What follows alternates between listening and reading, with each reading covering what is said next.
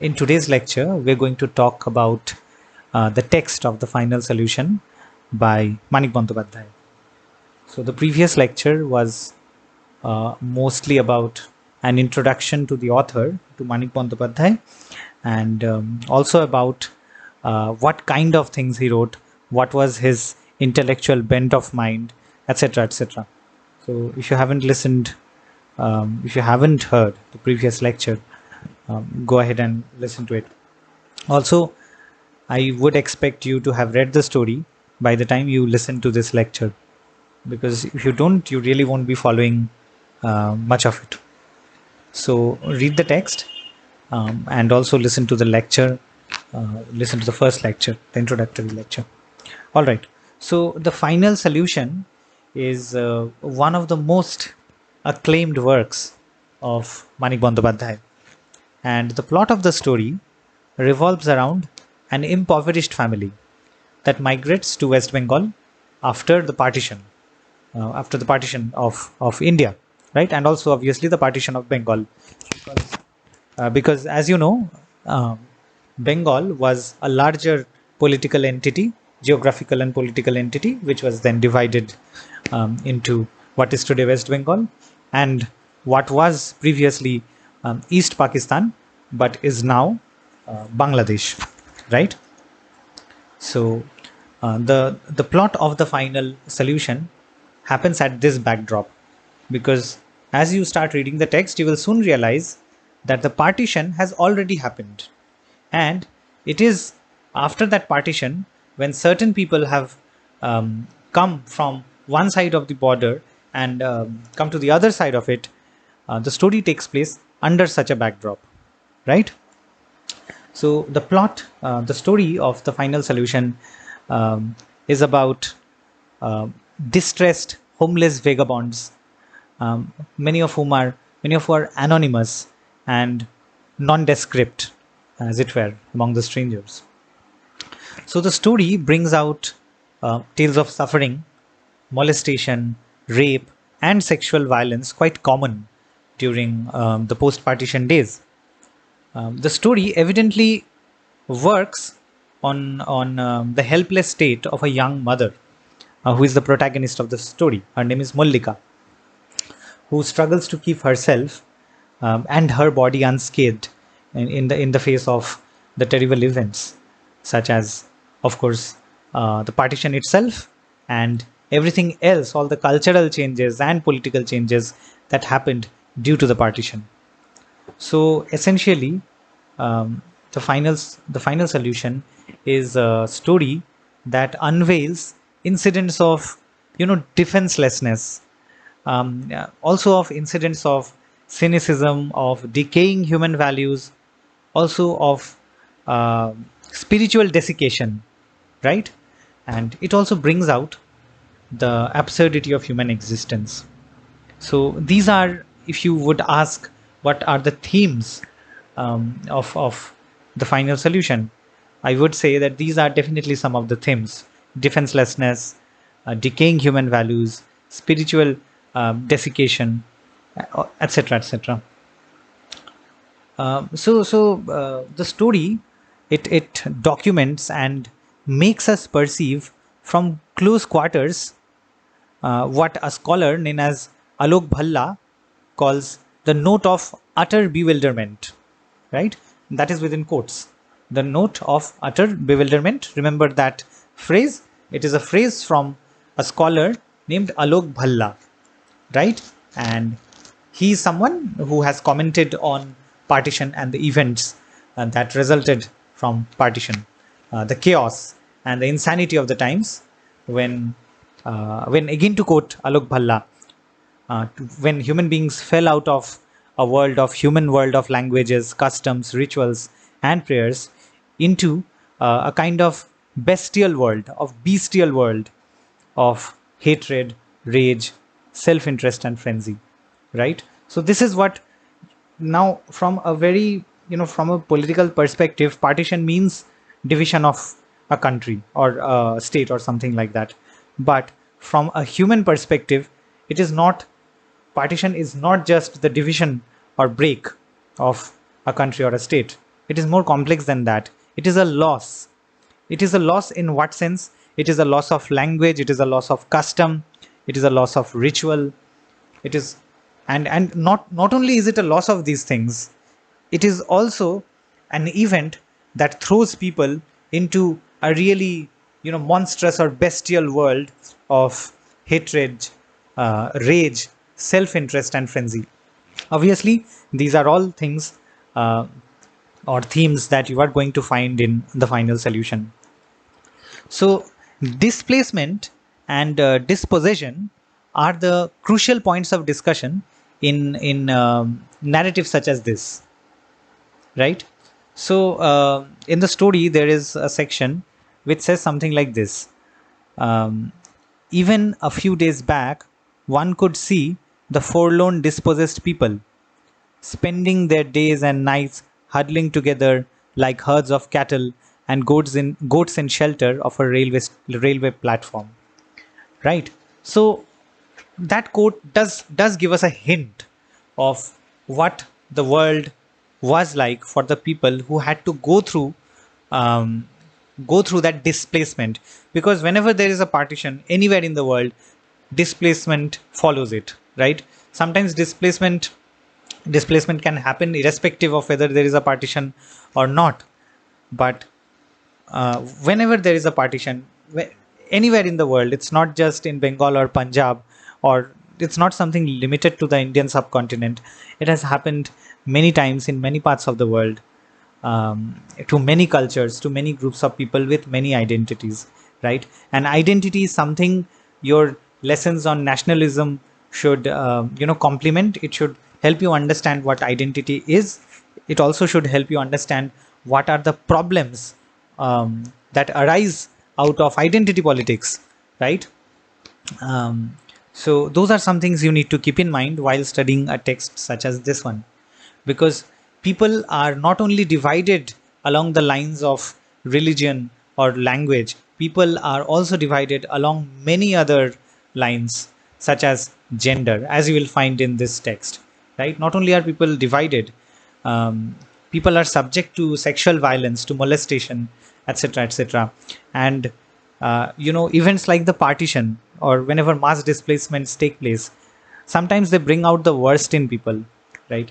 I would say most of the time they bring out the worst in people, and a lot of people uh, often are in a position um, to, not really uh, respond to violence being done to them, right? And sometimes there are people who, despite not being in a position to respond to violence, or to respond to molestation, right, will somehow find a way to respond to it, and that is something that happens in the final solution. So, contrary to the popular androcentric male discourse on partition history, this story reaches the objective of feminist historiography. Right now, feminist historiography may sound like a really, loaded jargon term, right? Loaded jargon, but I will obviously help you understand it, right?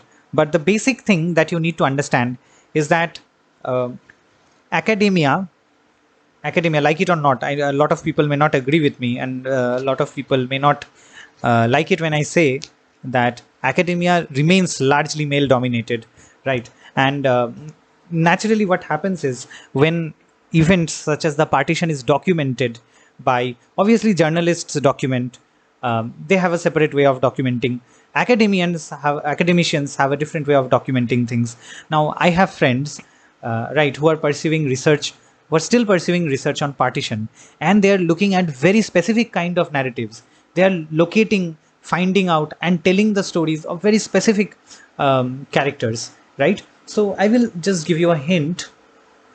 So one of my friends, so her work is also about the partition, and her work is very specifically about how women were affected during the partition, right? And there are more specificities to it, more particulars, and more specialized her work is. But I'm just giving you a hint that um, when we look at something like partition, there are hundreds of aspects to look at it.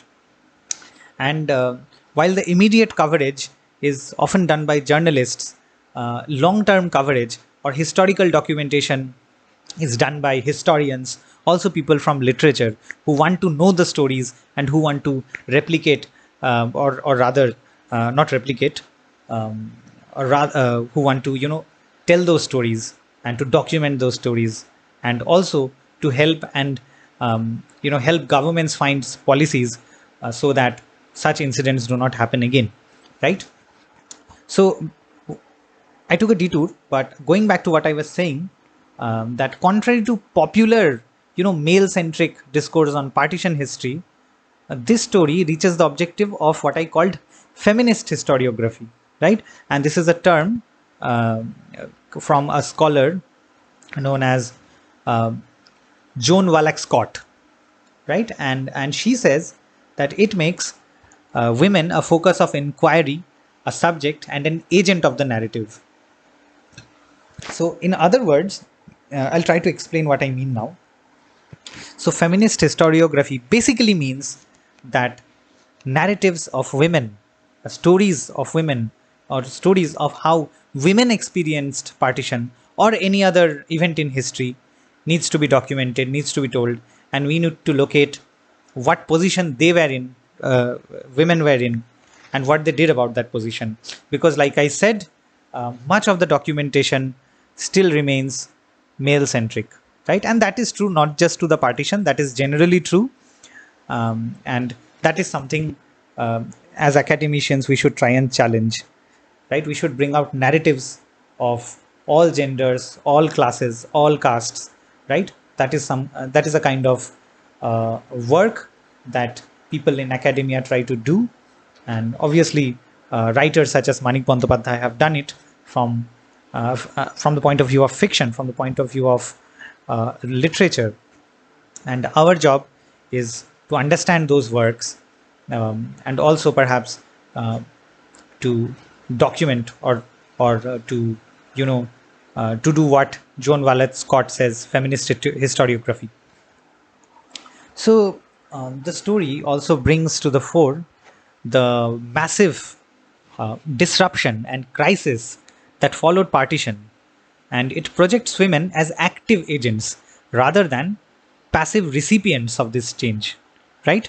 So now see, like I said before, I'll repeat it once more, that much of the documentation is male centric. When it comes to partition, much of the documentation is concerns itself about what happened to men, or also it does concern, I will not say it does not concern what happens to women, but it does not see, or does not give the stories of women enough attention, right? Try to understand it that way. I'm not saying that stories of women haven't been heard or they have been ignored. It's not like that. Obviously, there is a lesser amount of documentation of women's stories, but more importantly, even when women's stories have been collected, women have been, considered very passive recipients of the changes that were happening around them, but not as active agents or active drivers. Right? When I say driver, don't imagine a woman driving a car. That is not what I'm saying. When I say an active agent or an active driver, I mean that the woman, in this case, obviously Mollika, has enough agency to do something or to respond to the changes around her. So this story captures women's experience of the partition, which further delineates and kind of reinterprets the significant turning point in history from the point of view of women. And what it does effectively is that it provides an alternative history where women figured not just as objects of study, but as participants, as subjects, not just as objects. Try and understand this carefully. So, the sexual abuse, the defilement, dishonor, profanity, violation of dignity, transgressions, these are all questions that will hit you when you read this narrative. Because remember, society is such social norms are such that women are more often subjected or mostly subjected to dishonor and violation of dignity or transgression than men are, right? This is just a statistical fact. So what this story does is that it brings these aspects to the fore, it brings these elements of society to the fore, specifically in the context of partition. However, one important, very important thing it does is that it gives agency to its female lead, right? So, with that in mind, read the story, right? So may that serve as an introduction to the story itself. So, the previous lecture was an introduction to Manik Bandyopadhyay. Today's lecture was an introduction to the final solution.